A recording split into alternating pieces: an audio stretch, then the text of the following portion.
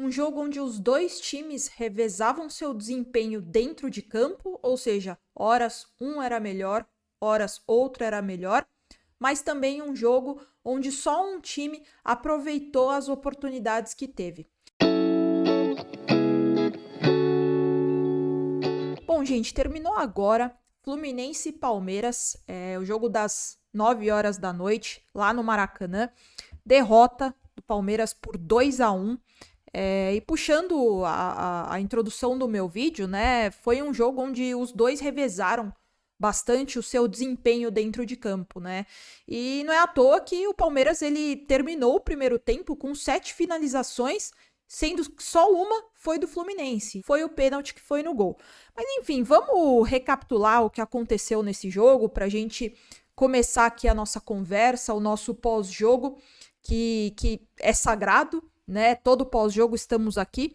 E bom, o Palmeiras começou o primeiro tempo, eu achei que até melhor do que o Fluminense, né? Logo no comecinho do jogo teve uma boa arrancada por dentro do Breno Lopes, que achou o Luiz Guilherme, mas a bola subiu, enfim, foi pra fora e não aproveitou a oportunidade que teve, né? Ele inclusive, ele finalizou de esquerda, que é a perna boa dele, mas enfim, acho que seria até melhor ele ter finalizado com a perna direita. E bem nesse comecinho, né, do primeiro tempo, o Palmeiras ele aproveitava a saída de bola do Fluminense, né, ele fazia uma marcação em bloco alta para retomar a posse de bola e explorar a transição ofensiva. O Palmeiras estava apostando bastante nessa transição ofensiva, muito com o Breno Lopes por dentro, construindo, sendo um construtor das jogadas. Só que aí, logo aos 10 minutos do primeiro tempo, o Palmeiras teve uma queda, ou seja, oscilou. Obviamente, o Fluminense melhorou, conseguiu se encontrar um pouco mais dentro de campo, conseguiu se organizar um pouco mais, né? Então, o Fluminense ele conseguia trabalhar mais a bola, construir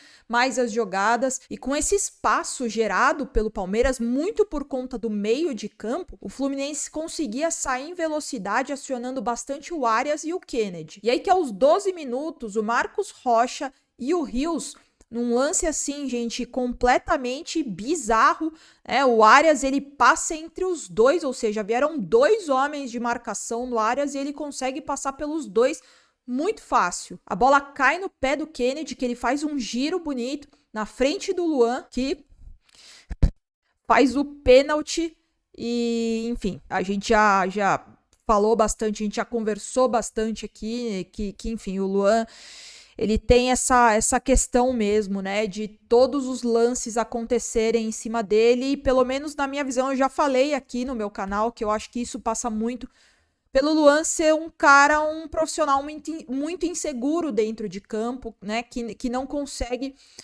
fazer as suas jogadas com assertividade, não consegue combater com assertividade, não consegue, por muitas vezes até, concluir os fundamentos, né, da posição de zagueiro com assertividade, muito por conta da insegurança que ele tem dentro de campo. E assim, o Luan perdido no lance, né, ele tomou um drible do Kennedy muito afobado, muito inseguro, como eu falei, e aí o Fluminense abriu o placar com pênalti, o John Arias bateu no gol e, enfim, fez o gol. E também assim, né, gente, já conversamos também sobre essa carência que o Everton tem em não defender pênaltis, né? Pelo menos na minha visão, o Arias, ele literalmente ele telegrafou o canto que ele ia bater e mesmo assim o Everton nem no canto certo ele consegue cair, né? Ele tem bastante essa carência, né? Essa dificuldade em pegar pênaltis, né? É algo que a gente conversa bastante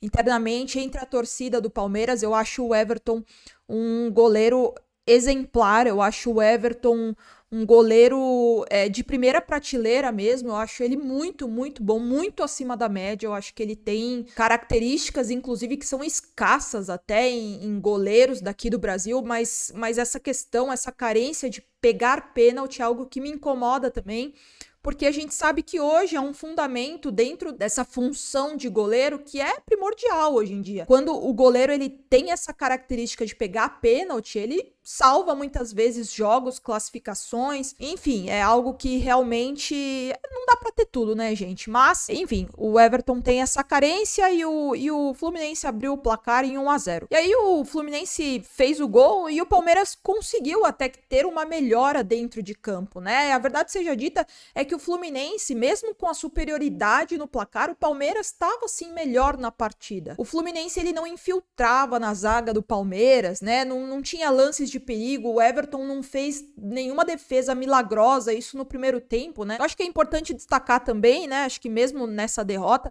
mas eu gostei bastante do jogo do Breno Lopes, que, enfim, chamou o jogo, conduzia as jogadas pelo meio de campo, né? O Palmeiras, até com essas saídas de bola pelo meio de campo, ele empurrava mais o Fluminense lá no campo defensivo mesmo, e atacava, explorava, né? E na minha visão, o Palmeiras até que foi melhor depois do gol do Fluminense. O Fábio ele não fez nenhuma defesa milagrosa, não fez defesas até, mas eu acho que pelo meio de campo o Palmeiras até conseguia conduzir mais a bola. O Palmeiras eu acho que conseguiu ser mais produtivo. E aí no segundo tempo, na minha visão, o Palmeiras voltou bem abaixo, o Palmeiras não conseguiu dar continuidade a como terminou o primeiro tempo, que teve até aquele bombardeio no finalzinho do primeiro tempo, né, do Palmeiras, que a bola rebateu na zaga, tiveram 2, 3 chutes, mas mesmo assim não conseguiu abrir o placar, e o Palmeiras não conseguiu ter essa continuidade. O meio de campo na parte defensiva do Palmeiras muito, muito, muito frágil, muito por conta da má recomposição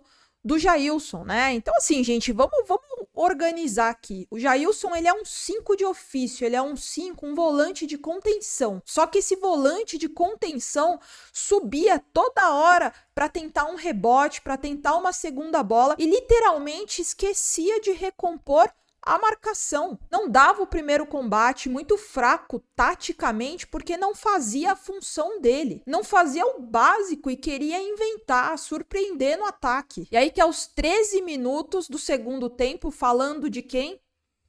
Cara completamente perdido, inseguro, errou um fundamento básico, um domínio que gerou o contra-ataque para o Fluminense, que ampliou o placar. Fluminense 2-0. E aí foi o que eu falei para vocês, né? O Palmeiras ele voltou bem pior no segundo tempo, enquanto o Fluminense ele melhorou, sobretudo foi mais eficiente no segundo tempo, ou seja, aproveitou as oportunidades que teve. Mesmo com poucas oportunidades, o Fluminense conseguiu ser assertivo, sobretudo eficiente, que fez os gols. E o Palmeiras, ele não aproveitou as oportunidades que teve, né? Jogou a maior parte do tempo sem ser eficaz. E aí, assim, gente, a gente tá falando aqui do jogo como um todo, isso, vamos novamente aos fatos, né? É bem verdade que o Palmeiras não aproveitou as dificuldades, jogou a maior parte do tempo sem ser eficiente, mas na minha visão, foi muito pênalti naquele lance lá do Rony. O juiz não achou nada e o pior de tudo foi o VAR, que nem chamou o árbitro para olhar o lance. O VAR tá lá para corrigir os erros dentro de campo. E na minha visão, esse lance ele não foi interpretativo, ele foi uma falta. E falta dentro da área é pênalti, não tem discussão. Foi o que eu falei. Independente se o Palmeiras não aproveitou as oportunidades, o Palmeiras jogou a maior parte do tempo sem ser eficiente, mas, na minha visão, foi pênalti. E esse gol, se você for ver, fez muita falta para o Palmeiras, porque no final do segundo tempo, o Arthur faz um cruzamento para a pequena área, que o Gomes, assim, de novo, né, gente, chover no molhado falar do Gomes. O Gomes é na minha visão, eu estou falando, maior zagueiro, melhor e maior zagueiro da história do Palmeiras. É um cara que honra a camisa do Palmeiras como poucos que eu já vi. A gente não tem essa garantia, essa certeza de que se o Palmeiras cobrasse o pênalti, iria fazer o pênalti.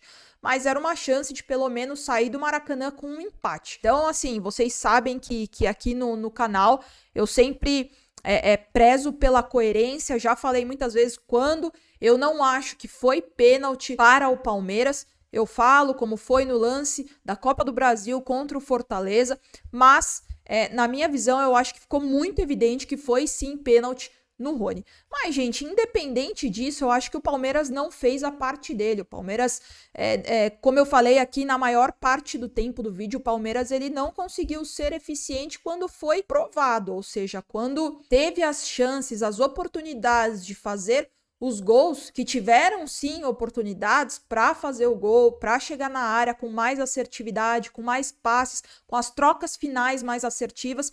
Isso em nenhum momento aconteceu. Então é complicado, né, gente? A gente fala bastante. É muito evidente que quando todas essas peças de reposição, todos os reservas estão dentro de campo, não é um time que é competitivo, tampouco assertivo e eficiente. É um time que não consegue jogar no erro do adversário, uma vez que foi prova. O Fluminense teve sim alguns erros onde o Palmeiras poderia ter feito gols, ter aproveitado as chances, mas enfim, como eu falei, não é um time competitivo, sobretudo eficiente. E é isso, gente. Deixa aqui nos comentários, quero muito saber a sua opinião. É muito importante a sua opinião para o crescimento do canal como um todo. E falando em crescimento, se você é novo por aqui, se inscreve no canal, é muito importante, gente. Você não tem ideia. É muito importante a sua inscrição com o seu like, porque o like é um indicativo que você tem gostado do conteúdo que eu tenho produzido aqui para você. Combinado, gente? Mais final de semana de derrota e com essas entradas de Jailson, um elenco inteiro reserva, acho que foi um sinônimo mesmo, que o Palmeiras abriu mão do Campeonato Brasileiro e vai com força total, força máxima para a Libertadores. Mas é isso, gente.